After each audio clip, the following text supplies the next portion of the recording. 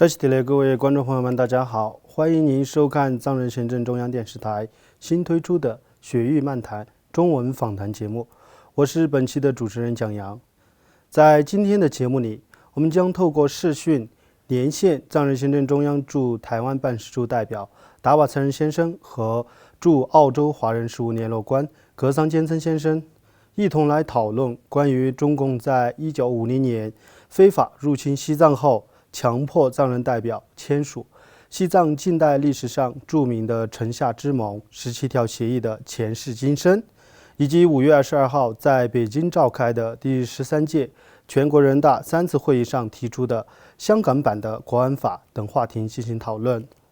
这期的欢迎两位参与到今天的节目里。首先，我想请达瓦岑仁先生简要的介绍一下中共于1951年强迫西藏代表签署的17条协议的始末，以及该协议对西藏的重要性。17条协议的签订应该说是，中国和西藏之间从公元8世纪的时候签订的，双方之间签订协议，然后到了第50达赖喇嘛的时候，满清跟西藏曾经在边界，就现在的康定，那时候打震斗签订过双方之间的边界的一些协议，当然协议内容不知道，但是从中文里面可以看到一些签订协议的过程。然后到了1930几年的时候，西藏政府和中国国民党政府、国民政府也签订过一些边界的一些协议，但是只有这个17条协议是西藏唯一的承认是西藏归属于中国的这样一个条约。所以说这个协议对西藏在怎么评价都不为过，而且这个协议的签订的过程其实是就是在短短的几年之间就发生的。因为1949年当中国共产党在中国的内战中取得胜利的消息传到西藏的时候，西藏政府的第一个反应就是中国已经换了一个政府，我们是不是可以解决我们的边界问题？所以当时的西藏外交部还曾经跟中国政府写信，发出外交函说，首先是恭喜中国的内战已经快要结束了，恭喜你们取得胜利。然后他说，因为过去的中国政府在占领了很多西藏的领土，比如说像安多啊、康区的长江以东的地方，所以说占领了很多西藏地方，希望新的政府建立以后，我们可以进行讨论，希望中国政府可以把我们的西藏的实土给还回来，然后希望你们能够约束你们的军队，不要越过边界。就是说，当时的西藏政府可能做梦都没有想到中国政府会入侵西藏，他还希望借着中国的内战结束的时候，希望能够借此机会把西藏以前被中国占领的一些领土收回来。结果中国政府的回应竟然是说所谓的解放西藏，然后就开始攻打西藏。那个时候西藏他自己的军队一共才只有几千人，一共加起来好像是8000多左右。那个包括我自己准备武器弹药，以及西藏政府的政府军加起来就是8000多人。然后当时的西藏政府马上就向联合国和那些地方提出了要求国际社会的帮忙，同时也要求达赖喇嘛亲政，因为西藏人每当遇到危难的时候，他都会第一个会想到自己的领袖的领导，所以说请达赖喇嘛来亲政。然后向联合国国际社会提出要求援助，以及派军队到边界，这些动作都做了。当然，那个中国军队那个已经是可以说是久经战祸的军队，那西藏军队当然不是他的对手，所以说一共加大概10万多的军队面对8000多的西藏人，而且西藏人没有很多军事素养，所以一战就打败了。打败了以后呢，那西藏的第一个反应就是，既然我的军队已经被打败了，那我们就要流亡嘛。所以达赖喇嘛跑到了边界城市卓木，准备越过边界。但是那个时候，中国政府就停止了进攻，他的军队竟然停下来，那这是当然是出乎很多人的意料。然后中国政府就派出人代表说要跟西藏人谈判，而且提出了10个有一些内容。那西藏人一听，哇，我的军队已经打败了，中国政府竟然愿意跟我谈判，这个是个很不一样的。对西藏人来说，他的军队已经打败的时候，他已经走投无路，那既然还有一个谈判的一条路，那当然是很好。所以西藏政府就派出了谈判代表，而且按照中国政府指定的，就让阿佩旺基美当代表团的团长，然后去跟中国谈判。那在谈判的过程中，即使西藏人提出了自己的一些内容，但他们的一些条件，比如说中国政府说西藏是为了驱赶在西藏的帝国主义，西藏人说我们这里没有什么帝国主义啊，我们跟英国的关系是在13世达赖喇嘛时候就建立的，然后跟美国有一点点的商贸的关系，除此以外，我们既没有帝国主义，也没有其他的那些实力，而且西藏政府还要求像以前一样，以前的旧的中国政府呢占领了很多西藏的领土，这个希望现在的中国政府能够退还。然后中国政府说不对，你一定有帝国主义。那西藏政府就说 OK，如果哪地方有什么帝国主义，那就到时候希望你把它给赶走。然后类似这些，然后你们的中国的军队不要进入西藏，然后不要听信那些热征啊，或者说就是西藏内部一些投靠中国的势力的他们的挑拨。大概西藏人提出的这些条件，但是中国政府在这之前提出了10项内容。后来谈判，那谈判的结果当然是就根本就没有什么，西藏人的所有的内容没有一个例外，全部被否决。中国政府的10项内容，而且还加上了班禅喇嘛的一些内容，形成了17条协议。当西藏政府的代表提出一些异议的时候，中国政府的谈判代表非常嚣张地告诉你说，你如果愿意签字你就签，不愿意签字我马上一声令下，军队就会向拉萨开坝。那在这样的状况下，谈判代表其实没什么谈判的余地，唯一能做的就是你承认或者不承认中国给你提出的条件。而如果看中国政府对你提出的条件，当然是很优厚的，而且，这里面有一个问题，就是说，你刚刚谈到说这个对我们西藏的意义，因为我们看17条协议，它从头到尾都谈的是西藏民主，它从来都没有说西藏自治区的控制区，也就是说。17条协议谈判的代表是中国政府和西藏民族，他从头到尾，比方说西藏民族是中国境内的悠久的民族啊，西藏民族被国民党怎么的欺负啊，民族压迫啊，民族离间的政策啊，然后西藏内部怎么内部也不好啊，西藏民族怎么显于痛苦啊，各民族中国政府说，民族是平等的，民族是统一的，各民族和西藏人民会获得解放啊，类似这些，他从头到尾都谈的是民主，是西藏民主。而不是西藏政府控制区，所以说当签订这个17条协议的时候，它其实谈的就是整个西藏民族或者，但是后来当然是中国政府做的是恰恰相反。另外一个是，17条协议签订的过程中，那西藏政府就代表因为他不愿意签嘛，但是他又不得不签，那他就说我没有带印章，那中国政府还是有办法，他说没关系，他自己马上就在街上给每一个藏人都做了一个印章。所以你们看17条协议的上面的藏人盖的印章都是一模一样，而且最离奇的是有一个西藏代表的印章的名字和他自己在那上面写的名字是错的，就是说中国政府连那个印章都没有做好，他弄了个错别字，类似这个一样。所以说他的条约的文本本身就是印章也好，那些都是有很多的造假，而且它本身其实是中国政府强制下，它的所有的内容都是肉弹。西藏人的所有东西就没有任何讨价还价这样一个空间，但是当时后来，当达赖喇嘛和他的卡西亚听到签订这个协议的或者说条约的消息以后，他们刚开始强烈的抗拒，但是抗拒半年，最后他们也发现除了抗拒以外，他们再也拿不出其他的办法，所以达赖喇嘛和当时他的政府里面就会产生了很多的一些争议。那争议的是，其实贵族和僧人的两面。那西藏的一些俗人的，就是所谓的贵族，他们是主张说，达赖喇嘛应该流亡到印度，领导西藏的自由运动。那作为那个以僧侣为代表的一些西藏政府的官员了，他们认为，中国人好歹也是佛教徒，而如果我们跨过边界，那英国人他是或印度人他们不是佛教徒，所以说。中国人虽然侵占了我们的国家，但他毕竟是佛教徒的时候，我们还是有合作的空间。类似这些，就是西藏人有很多的幻想。那在这样的状况下，达赖喇嘛就选择回来，想要跟中国重新讨论。但是中国政府给西藏的拉萨的政府也是一个没有什么重新讨论的问题。只有那个要求把中国政府占领的领土还回来的问题了。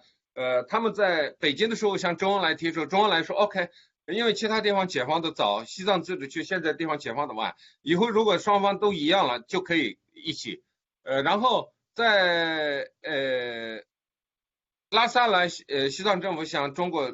中国的代表张金武提出的，张金武说这些都是小事情，都可以办得到。除了这个口头的这样的承诺以外，西藏人什么都没有得到，他唯一的选择你接受还是不接受。最后西藏人发现他不得不接受，所以宣布接受17条协议。所以17条协议签订的过程就是这样一个，这是第一个西藏人承认变成中国一部分的。所以当然中国政府把它看得很重，因为这是唯一的，在法律的层面。他宣布对西藏拥有主权的唯一的法律层面的一个文件，大概是这样吧。了解了解，谢谢。那么我的第二个问题是，众所周知，69年前，中国对西藏制定了所谓的17条协议。这份协议与当前中国在两会期间针对香港制定的港版国安法，以及包括今年1月在西藏自治区推出的民族团结法等法案，有哪些共同点和不同之处呢？您对此有什么看法？它都是中国政府一贯的炒作的方式。比如说，中国政府刚开始跟西藏人讲的是，你只要承认西藏是中国的一部分，其他都好谈，其他都好说。而且17条协议里面规定了很多西藏的宗教文化，西藏人的民族信仰，西藏原有的制度都不变，都保护，都可以得到完全的保障。中国人只要进去，那你要驻军几个，驻军的目的也是为了防备帝国主义或者是外国侵略者。类似这些他定了以后，当你答应以后，他就会慢慢的有各种各样的名目，比如说驻军什么意思啊，宗教什么意思，信仰自由什么意思，言论自由什么意思，这些全世界所有的人类都会有一个基本的概念，但是中国政府会给他注入新的意思。所以说就像香港也是这样，香港刚开始签订那个香港的那些联合声明的时候，他都说的很好听，跟那个17条协议一样，但是他现在慢慢的在投入，就像中国刚开始他说他在拉萨只是建立一个军政委员会，西藏政府的所有的制度都不变，中国政府的做法在香港做法和在西藏做法都一样。中国政府刚开始说在17条协议里说在西藏只成立一个军政委员会，军政委员会的目的是为了保卫边疆，抵抗那个外国帝国主义。结果后来，然后说西藏政府的所有的制度不变，但是后来他突然把达赖喇嘛邀请到全国人大，说达赖喇嘛是西藏人民选出的代表，然后在那里面宣布说达赖喇嘛是全国人民代表大会副委员长，以及说西藏自治区筹备委员会副委员长，这些东西都是17条协议根本没有讲的。他就用这样的方式，把原来在17条协议中承诺的对西藏所有的自治，用这样的方式，用立法的方式，用这样的方式取消掉了。然后他以军政委员会的名义，在整个西藏的所有的地方都建立了他的组织。所以那时候西藏就变成有2个政府，一个是西藏原来有的政府，包括总政府啊那些，然后中国政府在各个地方又建立了他的自己一套政府，随时可以踢掉你。这些都是中国的一些在西藏的伎俩。那他在香港采取的也是这个政策。他在香港，他说我政府不会来，然后他设立一个什么香港新华社，新华社其实就变成是中国政府的正式的，就是说完全就是准的，那么是中国政府，然后在香港行使他的权利，然后他派出很多的人，然后让香港人没有办法按照他原来的方式去做，然后他再通过这样的法律那样的法律来限制或那些，就是说。他会一步一步的去，他从来都不会，就像中国政府从一开始的轻易的承诺，到后来的不受信用，就是中国有个成语叫轻诺寡信，其实中国政府就是这样一个，他的伪善，他的轻诺，他的寡信，这些东西都是在不同的历史世界一再的表现出来。就这样的状况来讲，你面对中国的时候，任何的协议，任何的条约或者说是声明都是是当时的状况下中国政府所承认的，而不能把它想象成为是一种国际上或者说一般人类所认为的这是一个慎重的严肃的承诺，而且这个承诺只要双方没有发生大的变化都会存在。对中国政府不是这样，他从每一刻每时每刻他看到都是我今天就要用这样的方式把你套牢，然后把你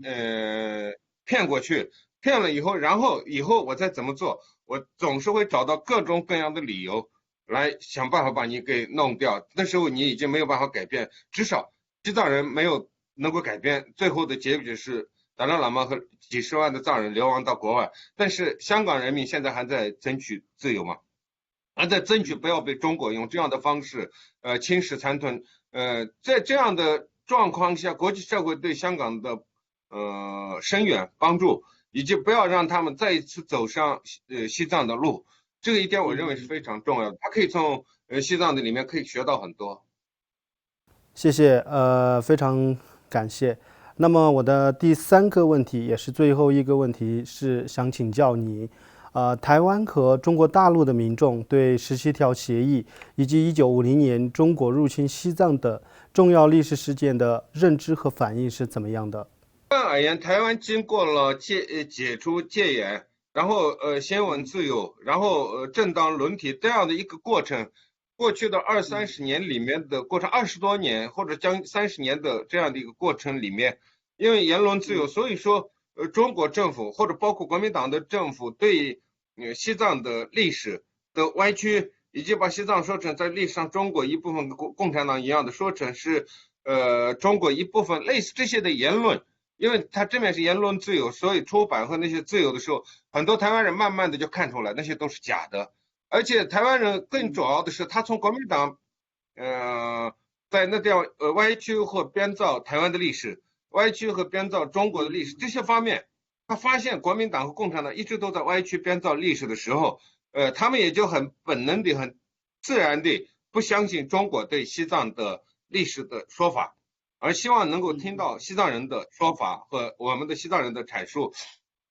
所以说，在台湾，有关西藏的历史、有关西藏文化的书籍或者一些说法，都会有很强的很多的点阅率和大家都比较关心。那么现在基本上大家都对西藏的历史有了一个非常清醒的认知，因为台湾人的留学的很多，他们也从英文和其他的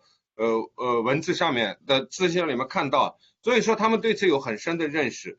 但是如果一般的华人或其他人来说，他们应该还是属于被中国所洗脑，或者说他即使不想洗脑，他除了中国的资讯，也接受不了其他的资讯，的状况下，可能会有一些迷惑，这个是有一些过程。那么如果说是台湾或者是香港，特别是台湾和香港，他对西藏的认知，因为中国政府在谈到台湾的时候，他也提出的是要跟台湾签和平协议，他也提出说要对台湾实行一国两制。那么台湾人就非常的清楚的马上回头一看，看到的就是西藏，看到的就是香港。而且在西藏，中国跟西藏签订17条协议，而且那个是中国唯一跟中国政府唯一跟西藏签订的，其他的民族或所有的势力都没有签订过。这个签订结果8年以后结果怎么样？然后他们也发现西藏人的文化，西藏人达赖喇嘛他们的这样一个和平，这样一个温和的这样一个民族，这样一个和平的民族，中国政府都不能容忍的时候，那其他还会被容忍吗？所以这些问号它自然会产生。第二个是，因为西藏跟中国签订17条协议，双方有8年的合作，那8年的合作严格意义上来讲，其实就是一国两制，也失败了。所以说，不管在香港的一国两制，在西藏的一国两制，对西藏的和平协议，对香港的联合声明，所有的东西，中国政府都是轻诺寡信。他刚开始什么都承诺，到后来一个都不遵守，甚至是背道而驰。这些事情，这些历史，台湾人都可以看得很清楚。所以我们看到的是，台湾人从西藏人的以前的血泪史，以及现在的香港的这样的抗争史，他们从这里面看到了，认识到了中共，也看到了自己可能会面临的命运。所以说，他们都是非常的谨慎恐惧的在维护自己的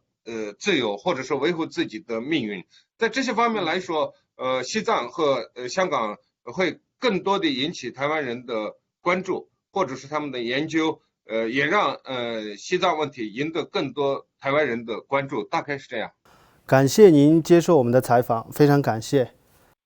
谢谢。那么下面让我们来与藏人行政中央驻澳洲的华人事务联络官格桑坚真先生就中国两会上提出的港版国安法以及新冠病毒的疫情在西藏传播情况等话题进行讨论。这是的，格桑坚真先生首先我想请教您的是，那么中国在受2019新冠病毒的疫情的影响后呢，将两会延期在5月21号举行。那么这场疫情呢，使中国和世界各国的经济发展面临了前所未有的困境和挑战。因此呢，在这么一个特殊的时期召开的两会，有哪些值得关注的焦点和话题呢？我认为呢，中国的两会，当然大家看法的角度不一样。那我们从藏人的角度看，我认为肯定有不一样的一些需要关注的一些焦点。那第一点呢，就像你刚才提出的问题一样，那今年的这个疫情呢，是全世界都遭受了很大的这些灾难。那中共呢，它为了向全世界表明中共的疫情得到有效的控制，他从3月底开始一直要求复工复课，因为他的经济受到很大的这种打击。但是呢，你要复工复课当地的中国人呢，他现在并不相信共产党的这些说法，所以大家都在看，如果你要让我们复工复课，你为什么不能召开两会？所以呢，这次在5月份的召开这个会议，第一个向国内的人民就说明，你看我们两会都召开了啊，我们这么多人几千人在人民大会堂都可以开会了，你们都可以放心的复课了吧，或者说可以复工了。那第二点呢，他要向全世界表明，虽然在中国的各地的疫情其实现在非常严重的，但是他还是要表明，这个疫情得到有效控制。第一个是我想应该关注的这一个。那第二个呢，跟以往不一样的是，那像以往呢，比如像西藏或者说新疆的一些代表，需要接触这两个会议，他会专门安排一些特殊的一些记者招待会，那向全世界宣传达赖集团搞分裂活动的严重性、危害性什么西藏人怎么反对西藏国内的或者说西藏里面的经济怎么发展，文化怎么发展。但是这次会议呢，这些都没有了，所以他会期也缩短了，这些新闻发布会也缩短了。那当然除了这些以外，其实我们都知道中国两会，它虽然是被称为一个中国最大的一个政治大事，但是呢，其实这里面完全只是表演而已。他们其实那些参加到北京参加会议的那些没有实质的一些权利，那这些有权利的也就是70%以上，他都是中共党员，也是中国的各省各地区包括中央最有权利的这一部分，在中央的全会里面已经制定好的一些政策，拿到这样的两个会议上向外面宣示，其实他们在做样子而已，就这样一些。当然了，这里面最大的我们还是需要关注的焦点里面，这次其实重头戏还是城西要推出的香港版的国安法，当然这引起了各国全世界的很大的这个反响，这是需要极大关注的一个议题。是的，非常感谢。那么众所周知呢，在历届的两会期间呢，参会的人大代表和政协委员均会对少数民族问题集体失声，从来也不会提出相关的议案。因此，我想请教您的是，中国统治下的这个少数民族没有包括宗教自由在内的问题吗？您对此有什么看法？其实呢，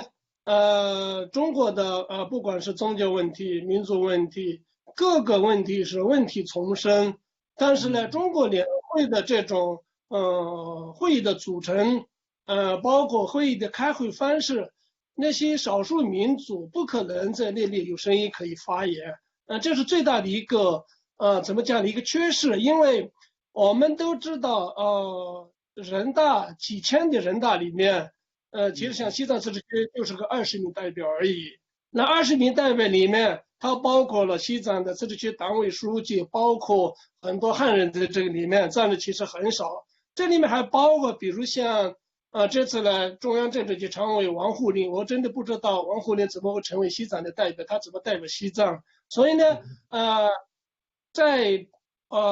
中共的这种体制下面开这些两会，根本不像我们民主社会里面，比如开会里面自己可以提出提案，比如比一个个人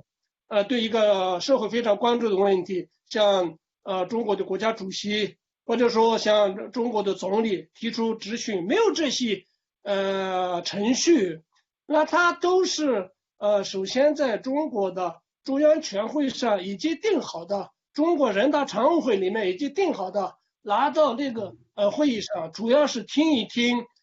所谓的政府工作报告，还要学习各个什么它分为各省，分为各小组里面讨论，那些讨论的部分里面呢，都是表演性的，怎么那个习总书记怎么英明啊，那个政府工作报告怎么的伟大啊，什么宏观控制怎么好啊，他只是到那边去表演一下，大家都在攀比一些马屁的机会而已，所以根本形成不了对民生特别关注的像西藏的文化问题、宗教问题、环境保护问题没法出声。那如果你想提出个人的提案，你必须要有30个以上的联署提案，才能进入所谓的那个大会里面的议程里面。那西藏自治区的20个代表，那比如像四川、青海、甘肃，这些都各省形成一个各省的一个团，各团在各团开会，所以呢没办法把藏人自己作为一个整体在中国的这一所谓的人大代表会议上提出自己需要解决问题方案，这些根本无法通过。所以像有些代表其实他连在那边用的全是中文，其实他连会议文件都看不懂，所以呢只是去到北京参加一个会议，穿一个少数民族的服装，拍照就回来而已，所以呢根本代表了一般民众的任何的利益。因此不管是西藏的非常严重的这些问题，根本没办法在那个会议上提出来，或者说得到解决。相反，中国会，我刚才前面讲的，会利用这样的一个会议，让一些所谓的藏族代表出来代表中国的声音，讲一讲西藏的发展，就这样的一个表演舞台而已。好的，非常感谢。那么接下来我想请教的是，在69年前，中国强迫西藏签署了所谓的这个17条协议。那么这份协议与当前中国在两会期间制定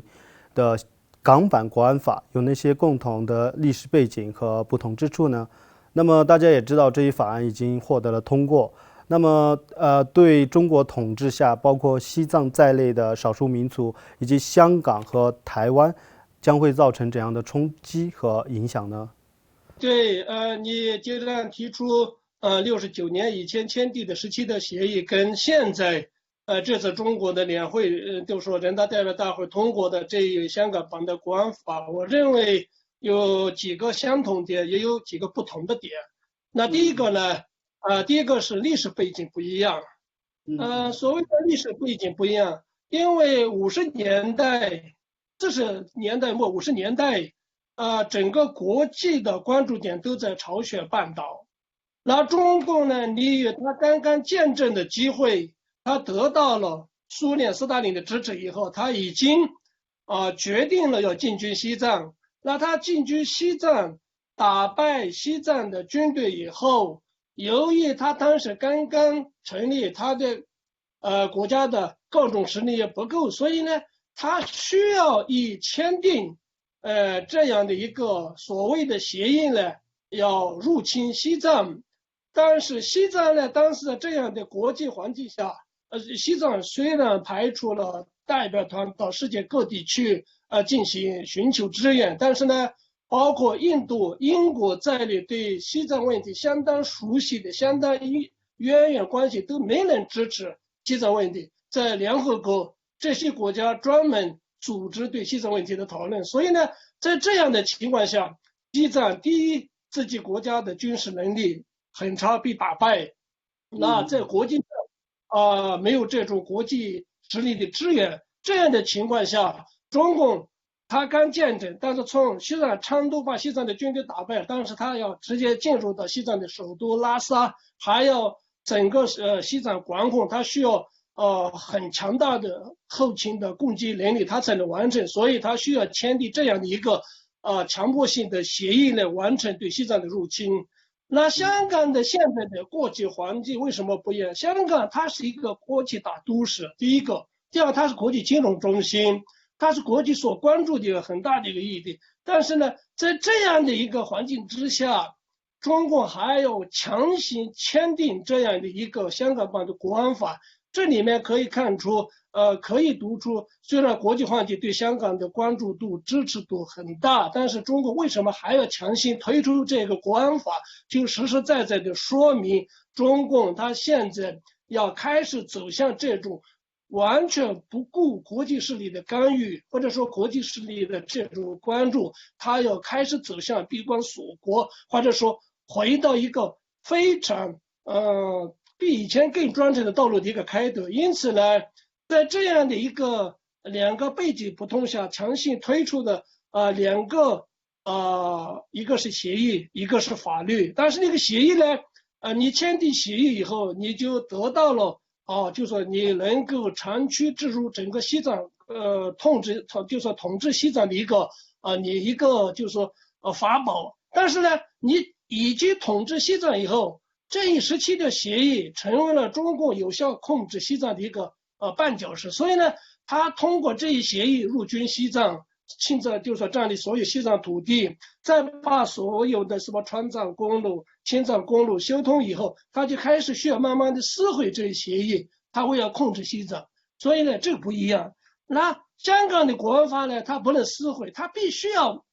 就是说必须要通过，而且它必须要强制的执行。因为如果你在香港不能有效的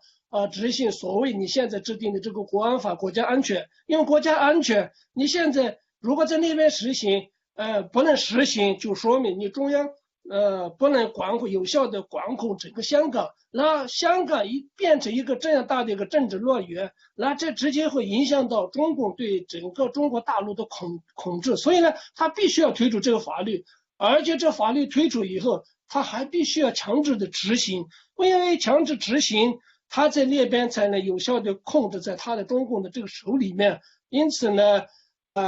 如果当然了，今天通过的这是一个决定，那按照中国的这种立法法，它还必须要通过全国人大常委会立法，就说执行详细的一些实施细则以后，那这样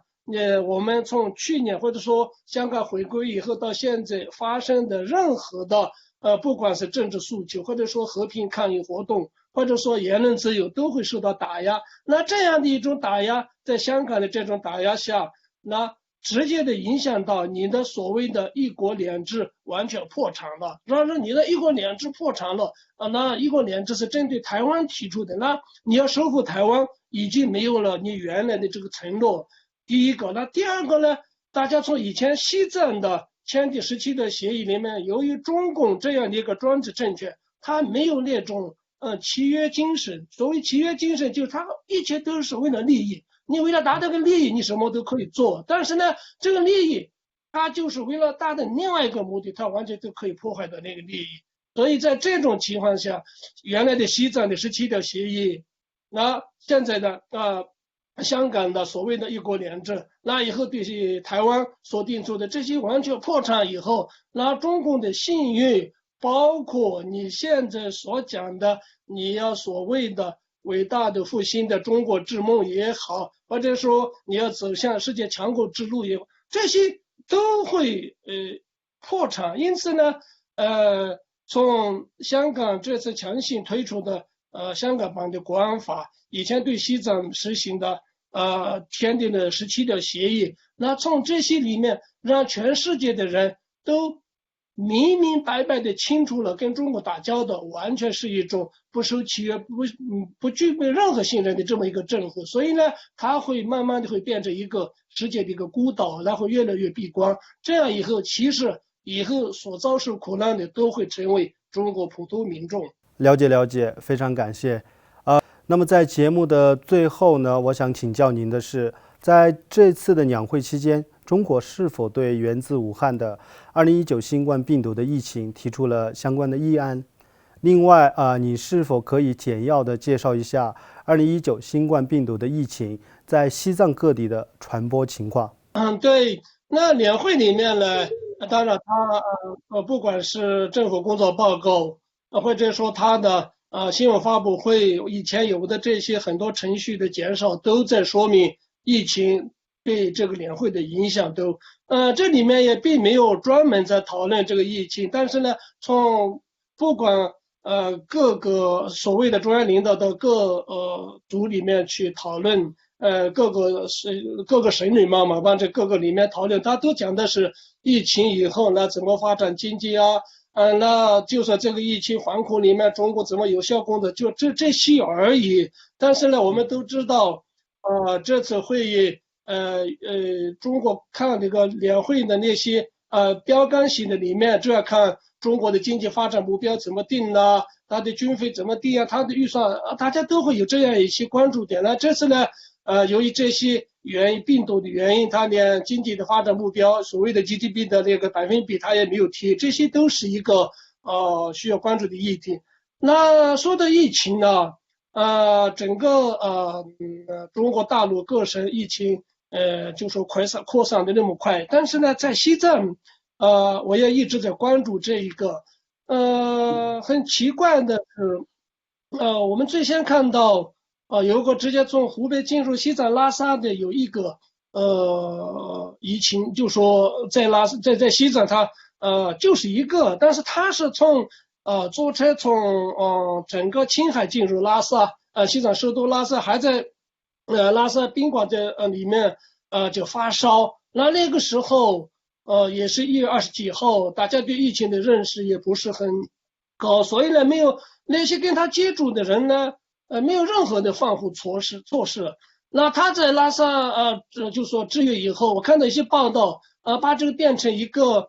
非常大的一个政绩，说150多个医护人员怎么去欢送这个甚至上了那个中央的新闻联播节目，但是呢，这个人在西藏这么久，他住了旅馆，还在那些吃饭进去，为什么没有传染任何人？那这什么原因？就这一个就这是一个需要值得关注的一个议题。第二点呢，又在一次通报会议上，因为那个防控的这种疫情工作不力，有100多人被处理。那这种被处理的情况的话，好像防控工作他还是做得很大，但是呢，没有看到有一个人被传染。那么西藏人真的这么不容易被传染吗？那我们又看到，比如像划分到四川省甘孜州的道孚县，它就一共有78个人被传染，但是呢，最先进入色达县的说是有2个，后来报的只有1个，还有一个到了甘孜州的稻城县所发现的1个，那这1个以后没有任何人的传染，那这些情况你看道孚一下子传染了78个人，其中74个是藏人，